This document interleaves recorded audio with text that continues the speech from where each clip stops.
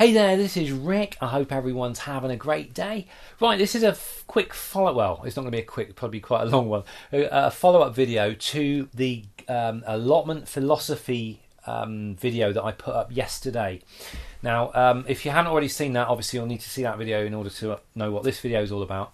But if you have seen that video, then I want to say a massive thanks to everybody who has left comments and ideas. It's been brilliant because it's just really got me thinking. It's really helped me to kind of figure out the direction I want to take this year and how I'm going to go about doing it.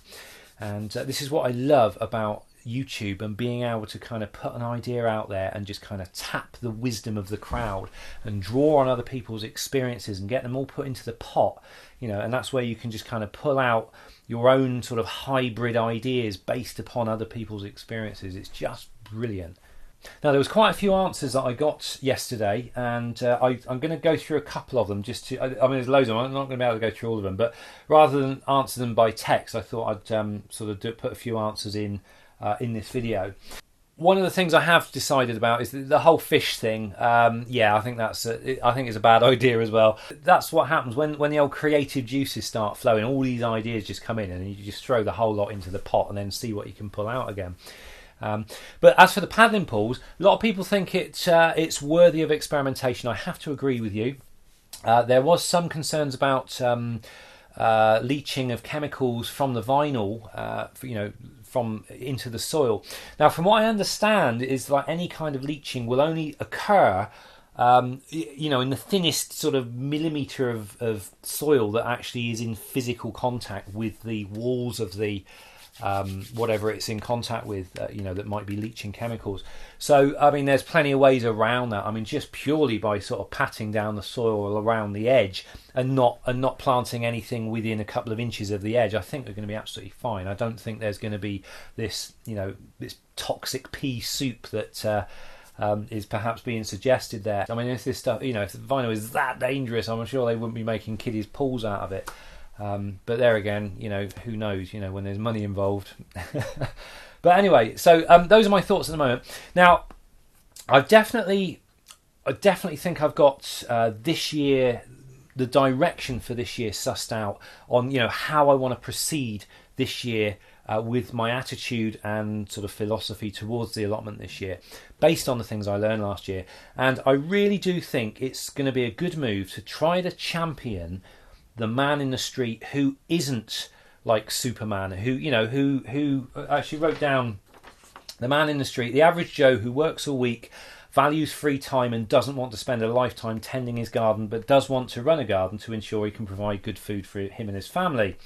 But his life will be tempered by something I've invented, and I've called it the FAF scale. Okay, basically, I want to champion the guy that wants to run an allotment but doesn't want to spend his entire life doing it and doesn't want to faff around. He just wants to get on, get some simple plants. That's basically going to be me. That's going to be me this year. I'm going to go for the simple, the straightforward, and try to... Obviously, I'm going to need to do some experimentation, but I'm going to try to do everything in a way that the average Joe in the street, not Superman, is going to be able to do. And so that's basically, I think, going to be my theme for this year. And like I say, I've invented something called the FAF scale, which is like a scale of 1 to 10, where 10 is way too much faffing around and 1 is nice and easy.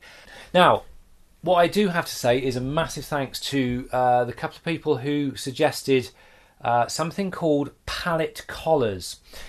I think I may be very well taking this route. Now, I've never ever heard of pallet collars before, but basically, if you think of a pallet, it's like a raised garden bed around a pallet. They're like pallet sized, and I got a feeling I may very well scrap the paddling pool idea for the pallet collar idea. I think it's a very, very good idea, and I think it'll be cheaper to fill them up as well. But so massive thanks to you guys for making the suggestions, and I think I still will experiment with the paddling pool. I just maybe get 1 or 2 different types or different sizes just to see how I get on with them, because if they do last for a long time, then they could still be a worthwhile investment. So anyway, I was going to go through some of these answers that I got from yesterday. Now I'm getting quite a few suggestions from people saying, why don't you go to various places and get lots of free stuff, and like bathtubs and scaffold planks and things like that. Now I have to say I have actually tried to get my hands on this kind of stuff, and this is going to be different for everyone depending on where you live. But where I live, it's actually quite difficult getting your hands on used stuff like that. I put out lots of emails to lots of people I know. I've been a member of FreeCycle for the last couple of years, and what I find with FreeCycle is, whenever you somebody puts something out, the chances are it's already gone before you sort of get there. And things like scaffolding planks are pretty much impossible to get hold of in this area. Now you can buy them, but they are very expensive. So in that respect, it's just it's not as easy as people think it is in this particular situation, in this area, to get the used stuff that like I say, the bathtubs and the other containers and stuff, unless I'm doing it wrong. But at the moment I have tried and I just haven't been that successful. The same goes for, I had a couple of suggestions in there, get a local farmer to bring a load of manure down, they'll do it sort of for not a lot of money. Again, it's something that I've not been able to figure out. It kind of ranks quite high on the faff scale, trying to track this stuff down in real life.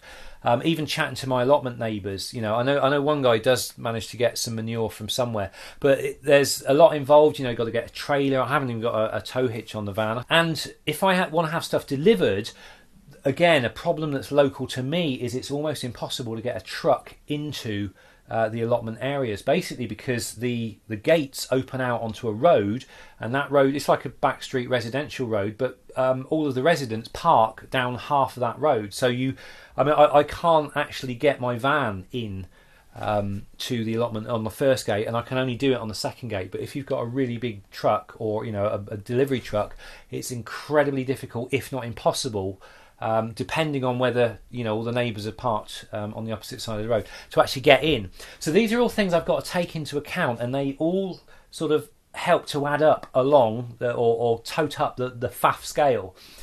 But yeah, so these are all things I've got to take into account, and of course they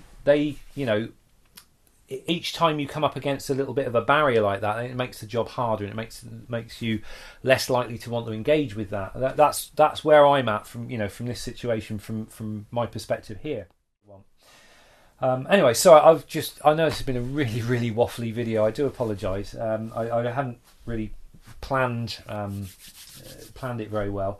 But hopefully you guys, if you've got to the end of this video, hopefully you've got the gist of what I'm trying to get at, and the fact that I do appreciate very much the information that's coming back at me.